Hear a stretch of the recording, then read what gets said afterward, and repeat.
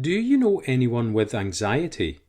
The social kind I'm talking about, where it's hard for them to leave the house. As a result, they almost never go out.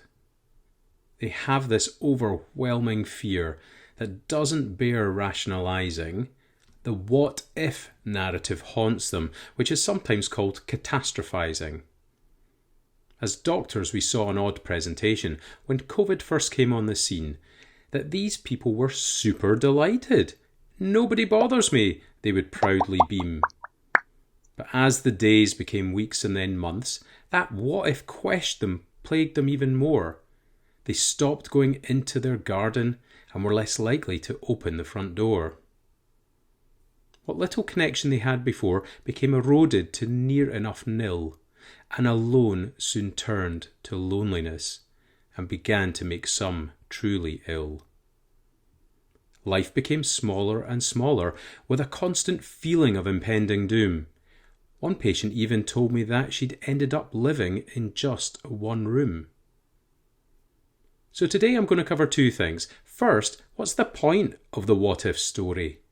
And second, how did this lady solve it, getting back to her fearless outdoor glory?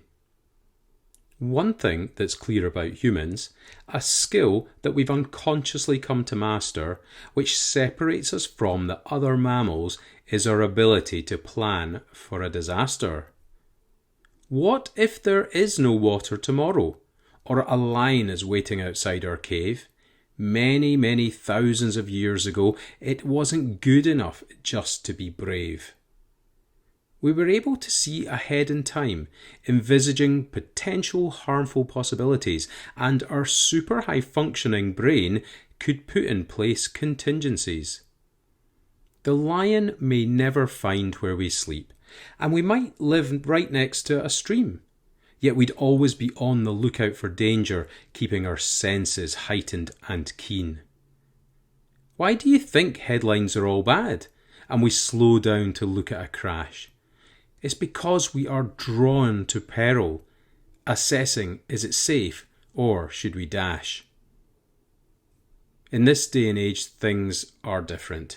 Many deadly issues have been solved, but modern life has rapidly advanced, way quicker than our species has evolved.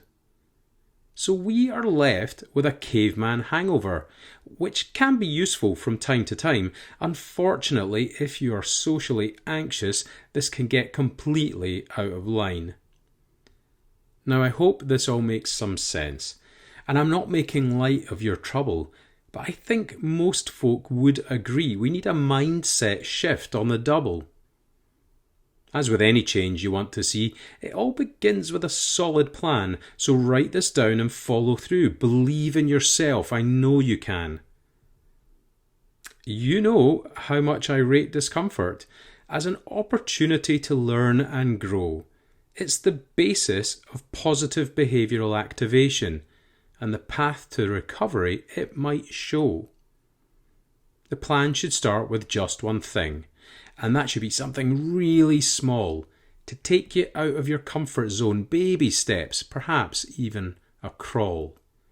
Like going out to the post office or taking a short walk with your pet, but even those might seem far too hard, so perhaps just stand on the front door step. Whatever that first thing you do is, it must feel uncomfortable and be outdoor, and you should do it every day. When it becomes easy, you're ready for more. Now you build on that little triumph to test what's the next thing you can do, which might be a quick trip to a friend's or a loop around the block or two. No matter what decision you make, the discomfort will help you to earn the knowledge that what was hard is now easy, and this is how we continue to learn. Every few days, write something else down and make sure to commit to it. As the calendar pages start to turn, you'll see improvement bit by bit. Think of it as you would a marathon. You'd not just appear at the start line without any preparation under your belt. If you did, you'd have a really bad time. Most likely, you'd download a plan and take months and months to train, When you finally reach the race day, looking back, you'll see all the gain. Life can seem a little like this too, an endless race we're not ready for.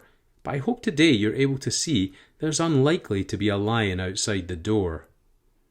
Keep this practice going every day and imagine that marathon finish. Your confidence will grow and grow, and your anxiety will surely diminish. Get your positive behavioural activation on. There's a bigger life waiting for you. You don't need to be trapped by fear. The world's waiting. What should you do?